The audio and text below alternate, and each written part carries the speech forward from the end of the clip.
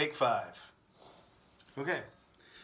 I don't actually have the real equipment to show you what it looks like in Hollywood when somebody does several attempts at doing a scene. But actually this is true. I started this lecture 4 times already. So I started differently this time, and hopefully this will be the one and I won't have to abandon ship after a few minutes. That's usually the way it goes once I get going. Either it goes or it doesn't. So that's what happens in Hollywood, or I guess, I don't know how it goes in other countries, but in English they call each attempt at doing a scene a take. So take 5 means the 5th one.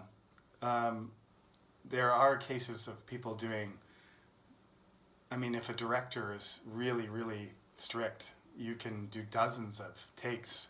And this is very stressful for actors. It's, occasionally I start one of these things, and everything goes well, and I don't mess up any words, and I don't hesitate, and I just get into the flow, and then the lecture just happens. But many times I do have to delete a few videos. Usually take 2 or take 3 is the one that keeps going, not take 1. If you one-shot a video lecture, then please teach me how, because it's not working out that way for me. Anyway, now that I've discussed why this is take number 5 and why I did that weird little thing with my hand, it would normally be like sort of a square-shaped thing, and they say action when they start the scene to let the actors know it's time to do what they're supposed to do. Today's topic is movies, and this is conversation 3. We're doing the makeup lecture. I am wearing kind of casual stuff. My favorite hoodie, my CK hoodie. This is one of my favorite pieces of clothing because it's comfortable. It's also Friday, April 17th. So I think it's appropriate that we are acting, or I'm wearing this and we're talking about acting and fun things because it's Friday. We have this expression in Canada, in America, called Casual Friday, where sometimes, I think it's usually once a month, not every Friday, but once a month on Friday, if your company is really strict about dress code and you have to wear a suit or a dress shirt and a tie or whatever, and you're not allowed to come in wearing jeans especially. But there's various ways of handling this, but one of the ways is just to not be so strict. So maybe even your company might let you wear shorts on a Friday if it's summer, and so you can wear things, colorful things, and things that are not very formal, even in a job that normally requires that, and that's called Casual Friday. So this is me. I don't wear this hoodie ever in class. Well, that's not true, not ever. Occasionally I've done something like that and said, hey, I didn't shave. You can see, I didn't get my hair cut. You can see that too.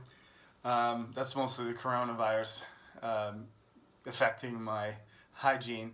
But you wear things that are comfortable so that you can relieve a bit of stress. Because, if you're super serious all the time, then life is not much fun. So, even in an office where things are sometimes treated seriously and there's lots of meetings and you have to maintain a certain appearance, there is something called Casual Friday. If you want to go even farther, there's something called Hawaiian Shirt Day, where everybody wears these colorful short sleeve shirts to work, and that's another thing, but it's the same kind of idea. You're just allowing people to relieve their stress by dressing differently. Okay? I think my sister's school, they did something like silly hat day for the elementary school students. This is the kind of thing that Korea needs, honestly, because they make middle school kids wear short hair, and they make the kids wear uniforms. So occasionally, if they were allowed to be silly, it might help. So it's Friday. In Korean, we say bulgum, which is Fire Friday, which means party time. So we're not going to have a party, I'm sorry to say, but it's okay to make this class more fun. 1, because it's makeup. 2, because it's Friday. And 3, because this is one of the best things about conversation class, is that we do have the opportunity to have conversation about things that are not as serious. It's not that easy to work that into the curriculum in some other classes. I just don't have time for it in British and American culture. Although I do have a lecture, which will come later this semester, on Hollywood. So we will talk about things that are they're one element of one type of movie. One element of movie is humor, and one type of movie is comedy. So what we're talking about today is how to have a conversation about movies. And the first thing I want to explain, now that I've gone off track for 5 minutes, I want to explain to you the best way to talk about a movie. There's really one fundamental rule. There's one important thing you have to remember, and that is don't spoil. Okay? Don't be a spoiler. And spoil means making something bad by ruining it for somebody. If it's food, it goes rotten. It's like if you take the milk out and you leave it on the table overnight, it will go bad. And that is called spoiling something. So if you make something less enjoyable for somebody, like leaving the milk out too long, then that is being a spoiler. So often, if you're going to talk about a movie that's really great and nobody has seen it yet, then you sometimes at the top of a message or before you start to say something that might reveal an element of the movie that would make it less enjoyable for somebody, then you say spoiler alert, and then that warns the person that if you haven't seen the movie, you may not want to continue. I have the same opinion when it comes to sports. In any case where you're not able to watch something because you're working or you're busy or you fell asleep or you forgot and you want to watch a sports event the next day or later in the day and you haven't seen it yet, if somebody tells you the score, it's the same idea. If somebody tells you the results, it really, you can still watch it and be, if it's your team is already lost, you probably won't watch it. If your team's already won, you're going to enjoy it less. That's how I feel about it. Since I live in Korea and the sports, coronavirus has ruined sports for the whole world right now, which is understandable, but I miss it a lot. Since there's no sports events, I don't have to worry about this, but normally the events happen at night in Canada and the United States, and that's morning here. So I almost never get to see a live event. It doesn't happen unless it's on the weekend or it's a holiday or something.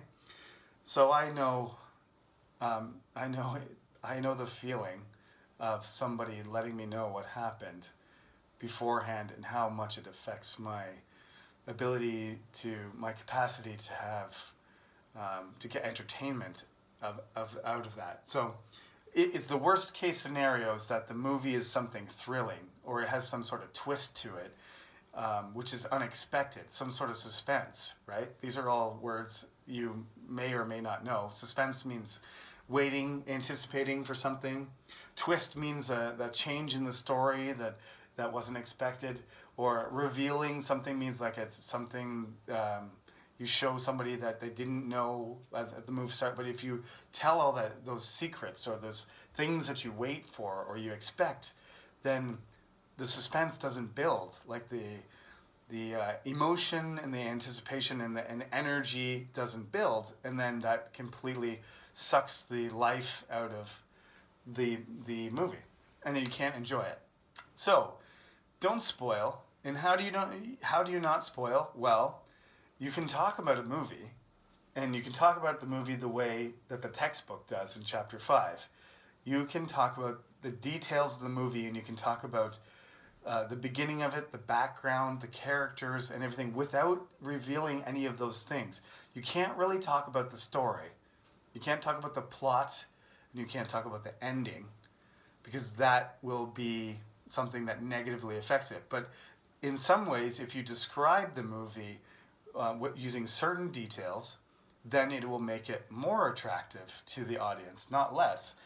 So, for example, right away, they say classic movies, and I'm going to say, you don't need to talk about it. You get to choose. I'm not going to focus on classic movies the way the textbook did, because as I have done so far this semester, you know my style. I'm just going to leave it open to you. You can choose any movie you want to talk about. This assignment is the same as the others. I know you have to do 2 this week. So next Friday, don't forget, you have to do week number 5 and week number 6, right? Yesterday we did It's Written on Your Face. So you got to talk about body language and impressions of people. That's one assignment. And the second one is to talk about a movie, okay? So when you're selecting the movie, be careful about the movie you select. It can be for a variety of reasons, because it's your favorite movie, because it's a movie you haven't seen and you want to see it. It can be a movie that you remember for a particular reason. It can be the scariest movie you've ever seen. I don't really care what the reason is.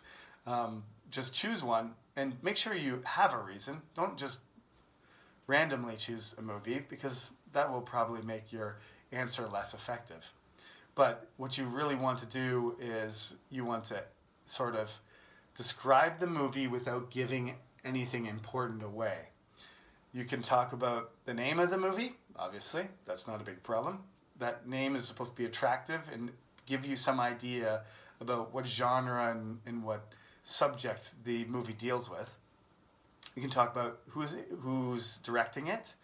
The director sometimes has a certain style or reputation, or he's done movies of a certain type, or you like the director's other movies, so then you'd be more likely to watch it because that's one of the directors you like. Quentin Tarantino is one of my favorite directors, and whenever he comes out with a movie, I don't really care what the title of it is. I'm going to watch it because it's Quentin Tarantino. I think he's awesome, and I love his movies, so I'm going to check it out. I've been disappointed. Not all his movies are great, but I'm going to give it a chance because it's him. You may have your own director, whether it's a woman or a man. You may have a director that you like, so that might influence your decision in choosing to watch the movie. Who is the author of the book which the movie is based on? If it's Harry Potter and you've read the book and you want to see the movie and how it brings the movie to life, I'm not as big a fan of the Harry Potter movies or the Narnia movies or most books, most movies that have been, adapted to movies from books. I can't think of any off the top of my head that I prefer. There's lots of good adaptations. Charlie and the Chocolate Factory, not the Johnny Depp one, the Gene Wilder one, the old one, that I read that book and I learned about that book from elementary school, I think in the English library when I was young. And I just was captivated by the whole story and how, Charlie got the lucky ticket and everything. You've probably seen the Johnny Depp version. It's interesting, but it's weird. And it's Tim Burton directing it. But it's just not similar to the book. It's just got its own way of doing it. It's different. And that's good too. But one of the adaptations of books that I thought was really amazing was that Charlie and the Chocolate Factory. If you want to check out a movie that really reflects a book has some sort of like connection to the book with the movie, some sort of resonance, then I recommend it. There's others too. Actually, the Lord of the Rings books, they made them into a ridiculously long series of movies that's like 3 hours plus each movie. And I think the reason that was done is they were trying to make those super long, complicated books by Tolkien into books that did justice to movies that did justice to the books. So you can talk about any of these aspects. You're not giving away, as long as you don't tell the story that the book and how it's different from the movie. You can just talk about where it comes from, and if the person knows about the book, then you're not going to worry about the story. So you've got options there. Where is it set? Set means what it looks like, right? The scenery and everything. So like, Lord of the Rings the setting is Middle Earth, which is not a real place.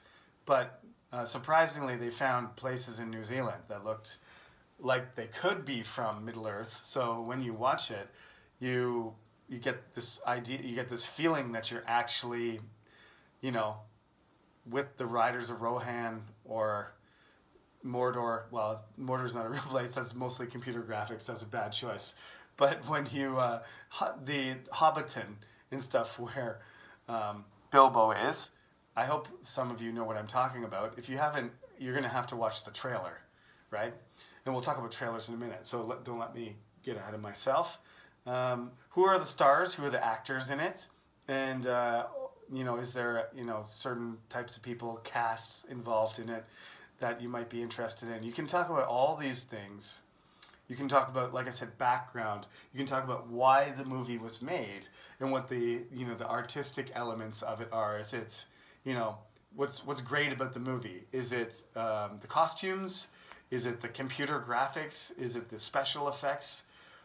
Tell us about, the scenery is so spectacular, or just general stuff about the storyline, right? If the story is really interesting, or it's unique, or it's, you can talk about genres. So it's science fiction, so they have lots of cool technology, and you'll be really impressed by the things or you can say, the ideas in it are mind-blowing. All these kind of things don't give away things that would ruin a movie. So you can talk about them. So I want you to attempt. Yeah, I'm not asking you to summarize a movie. That's exactly what you should not do. Don't tell me this happened, this happened, this happened. The game, and then the bad guy fought the good guy, and the good guy won, and everybody went home. The end. Because that's also one. It's boring, and it's like the storyline for every Marvel movie I've ever seen. Sometimes I shouldn't give away anything. If you haven't watched Endgame by now, though, half the universe gets destroyed, and some of the people's favorite superheroes do get killed, but that's not typical, especially movies that are designed for family audiences stuff. Usually the hero triumphs, and the bad guy loses, or he's killed or removed, and at the end everybody goes home. That's a normal story arc. That's not interesting, and I don't want to know the details of the story, so don't tell me the details of the story. That's a summary. Don't do a summary. Talk about an aspect, talk about a perspective and an aspect of a movie of your choice. Explain it to me and why you think it's interesting. You can even talk about a movie. I had some friends, they loved movies. I'm not a big movie guy. Some people sit down and watch movies and they can watch for hours. Partly it's because of my attention span and I need to be active. Partly because I don't have enough time to just sit down for 2.5 hours and watch a movie. But some people do make time for it. I could make time if I wanted to, because sometimes I go play hockey, and hockey takes, to drive and put on your equipment, play hockey, and come home is a 3-hour thing. So I could do it. I just prefer hockey. So anyway, long and the short of it is, some people love movies so much that they try and watch every movie that ever existed. I have a friend of mine who actually lives in LA. Not in Hollywood, and he's not a Hollywood, he doesn't work for Hollywood, he's more of an independent screenwriter, but his job is to make movies, and just to make media. So it could be not a movie, it could be a short film or something like that, but basically he's a professional screenwriter. He lived in Korea actually, and he moved back home and he got some more education, and then he landed a job in sort of as a freelance, contracted person making content for films. He's a good friend of mine. I won't tell you his name, but he's a really cool guy. And if you say a movie to him, doesn't matter what it is. Parasite, I know Parasite, everybody knows about it now, but he watched Parasite when it was brand new. He knew it was going to win an Oscar the day after it was released because he watches every movie. He watches, hundreds of movies. I think he probably averages a movie a day. He's ridiculous. I have another friend who does the same thing. He's not a professional, but if you watch 250 movies in a year, you're getting close to watching a movie every day. I watch a movie once every 2 weeks at home. The theater, even without the coronavirus, I have to be honest, it's like once every 2 years. I just don't do that. I watch movies at home sometimes, but I'm not a movie a day kind of person. So, when it comes to these kind of things, the trailers themselves are going to be something, if you don't watch movies all the time, the trailers are going to indicate to you whether you want to watch it or not. That's what usually people, they get, recommendations from their friends or trailers. But some people intentionally go after, this is my main point at the moment, some people intentionally go after bad movies. And one of my friends, like I said, they kind of made a group of people that were movie buffs. A movie buff is somebody who's kind of really into movies. It's one of their hobbies. It's not actually a real hobby, but one of their pastimes. They spend their time watching movies, but they've watched so many movies that they're kind of like amateur critics. So they did this thing, my friends in Korea. All of them have moved back to America or Canada, but they made this club where they just watched, every week they watched a movie, and it was supposed to be the worst movie they could find. And they turned this thing into a competition to see how bad of a movie they could find to watch. And these movies are so bad that you laugh, right? They're so bad, it's funny. Does that make sense? That's what we say in English. They're so bad, you can't believe it. Like it's a science fiction movie, but the special effects are horrible. So you can't. The spaceship looks like a milk carton with windows cut out of it, and like there's a fake fire and lasers drawn with red crayons. That's the kind of stuff that they would watch. Or like it's supposed to be a horror movie, but it's just the horror. It's not scary. It's trying to be scary, but it just doesn't do a good job of it. So you end up laughing because it doesn't scare you. It just looks ridiculous.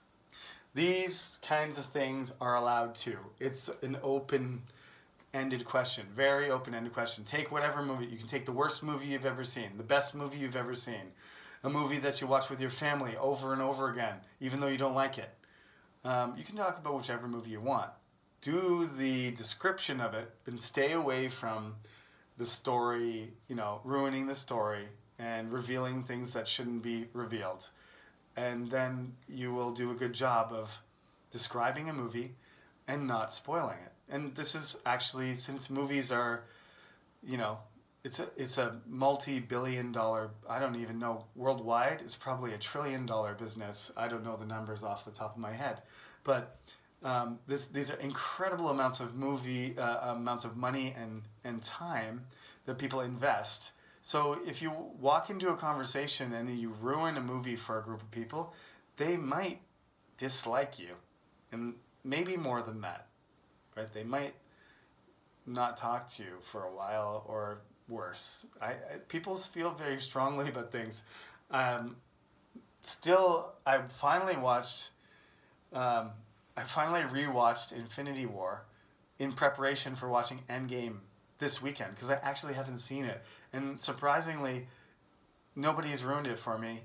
I generally know what's going to happen, because how could you not? I picked up details here and there, but basically, when it was really popular last year and everybody watched it except for me, I just stuck my fingers in my ears whenever somebody said Endgame or Iron Man.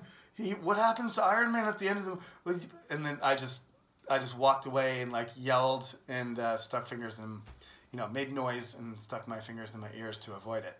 So that's what I want you to do this week, is talk about a movie. Don't spoil it. That is a skill, and it's one that can, prevent you from losing friends that love movies, because sometimes people take it personally. If my hockey team was playing in Game 7 of the Stanley Cup and I had not seen that, and you told me what happened before I watched the game, I might not ever talk to you again. I'm serious. Okay? So I'm smiling, but I'm serious. Okay. That's it. This is the makeup lecture. I hope you enjoyed listening to it. And please do, you have 2 assignments, so you have double responsibility. Make sure you log in and do all the things that you've learned how to do so far, as I normally say. There's going to be another update. And this time, instead of typing it out, I'm going to do a short speech and post it. That'll be coming this weekend or by Monday, so that everybody knows what's going on in terms of midterms and the rest of the semester. I'll tell you everything I know. The administration hasn't told me all the details yet, so some things are still undecided, but I will tell you everything I can about what we're doing for the rest of this term. Okay? Thank you. Conversation 3. Enjoy Casual Friday or Party Friday or whatever. Remember, Korea's doing well, but be careful and be safe. Good night.